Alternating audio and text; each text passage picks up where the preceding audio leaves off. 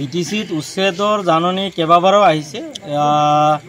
ইহঁতে just UPPL চৰকাৰ এটা আশাৰ মানে কি দেখি আছে যে ভৱিষ্যতে কিবা কাৰণত যদি সিহঁতে আহিব পাৰে সেইটো আশা লৈ এইবাৰ উচ্ছেদটো লাহে লাহে দিন বাগৰাই উচ্ছেদটো মানে যদিও ইতিমধ্যে ইহঁতৰ মূল টাৰ্গেটটো উচ্ছেদ আছে, কাৰণ BTR চুক্তিত 7.2 উচ্ছেদটো আছেই, মানে সিহঁতে উচ্ছেদটো কৰিবই 100%। কিন্তু এইবাৰ যিহেতু ইহঁতে প্ৰথমবাৰৰ কাৰণে আহিছে সেইকাৰণে ৰাইজক এটা আশ্বস্ত কৰিছে আমি এইবাৰ উচ্ছেদ নকৰিলোঁ, কিন্তু আগন্তুক ভৱিষ্যতে ইয়াত যদি UPPL যদি আকৌ আহে, UPPLৰ মিত্ৰ চৰকাৰ যদি আকৌ আহে উচ্ছেদ 100% হ'ব ইয়াত কোনো, কাৰণ সিহঁতে তেতিয়া 100% মানে জানিব যে আমি তৃতীয়বাৰৰ কাৰণে আহিব নোৱাৰিম, গতিকে সিহঁতে 100% উচ্ছেদ কৰিব। গতিকে ৰাইজ সজাগ খবৰ হ'ল, গতিকে কিবা কাৰণত যদি UPPL আহে, আজিৰ ডেটত যেনেকৈ কৈছে আমি উচ্ছেদ নকৰোঁ, কিন্তু ইতিমধ্যে উচ্ছেদ নকৰোঁ কৈ পেলাই আদানীক মাটি দি পেলাই তাত মানে এটা উচ্ছেদৰ যোজনা চলাইছিল,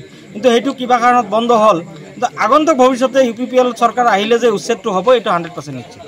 আমাৰ এই BTCত যিমানখিনি মানুহ আছে, আমাৰ BTR চুক্তিটো একেবাৰে এটা ভেকভাওনাত পৰিণত হৈছে, এটা ফুটুকাৰ ফেনত পৰিণত হৈছে, কাৰণ আজিলৈকে BTC চুক্তিৰ জৰিয়তে কামখিনি চলি আছে।